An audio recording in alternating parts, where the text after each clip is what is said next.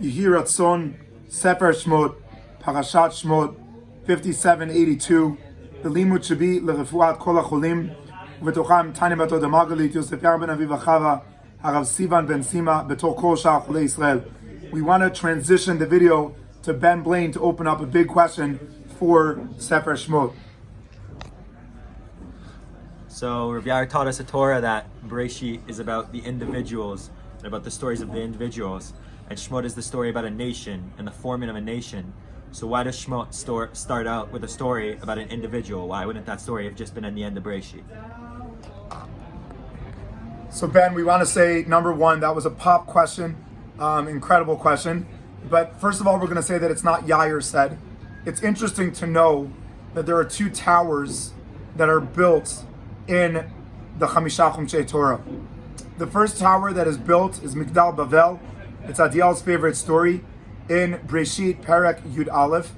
And the second tower is built in the beginning of Sefer Shmot in Perek Aleph with Pitom and Ramses. Mori Rabbi Yoni Grossman, for Tanakh, he says that when we look at the comparisons between the two stories, Havanit Chakma, pen and pen, a lot of similarities between the two stories, because these two towers are differentiating the two books, the book of Breshit and the book of Shmot.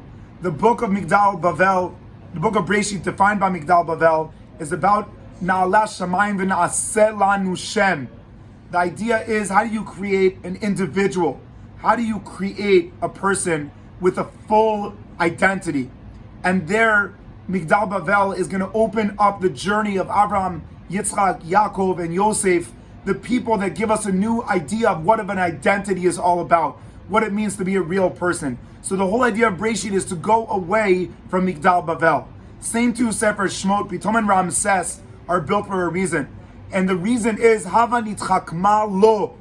So says Rashi, why doesn't it say lahem? Hava nitchakma lahem. Isn't it a war against the nation? Says Rashi, the war of Mitzrayim is not against the Jews. The war is against God. The story of Pitom and Ramses is that Paro wants to show the entire world, Li Yeori ve'ani asitini. The Nile belongs to me and I made it. I am God. And the war of Sefer Shmot is not about the killing of a nation, but a nation that resembles Hashem. Not a nation that stands alone. Mitzrayim is not fighting the Jews, they're fighting the Jewish God. And that is what Shmot is about, and that's why the Mishkan is so essential in Sefer Shmot, because it's about building a new home for Hashem in the world to be the antithesis of Egypt. So Sefer Breshit is about leaving Migdal Bavel, and Sefer Shmot is about going against Pitom v'Ramses. Sefer Breshit is about building a new identity with forefathers, and Sefer Shmot is about building a Mishkan, about building a home, a new way of interpreting what God's message to the world is. So just first for Ben Blaine, before we go to the question is not based on theories that are made by Yair or by Ben or by Moshe Rabbeinu. It's mamash in the Psukim. But now we have to go to the question of Ben. If the book of Breshit is dealing with individuals, and the book of Shmot is dealing with a nation that is resembling God's presence in the world, why are the opening Psukim ve'ele Shmot b'nei Yisrael ba'im Mitzrayim? If it's dealing with a nation, then why do you speak about the individual? And the answer is that there is no nation without an individual, and there is no individual without a nation. There are so many people that speak about inspiration and davening, and they say, I want to go to a mountain and I want to daven on my own.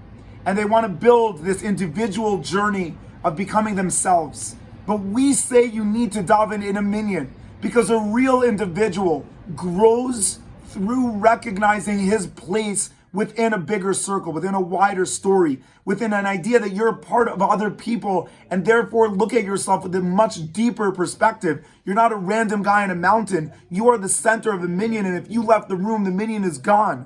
And even if it's a 10 minyan, Rov Amadrat Melech, everyone that leaves, it's a different experience. And your individuality is going to be the most extreme if it's aware of the fact that you're part of the nation.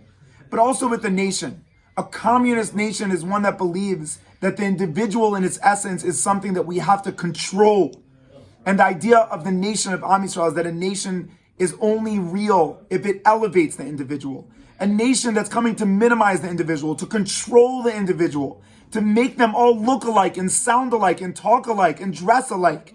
That is a nation that is destroying what the individual can do.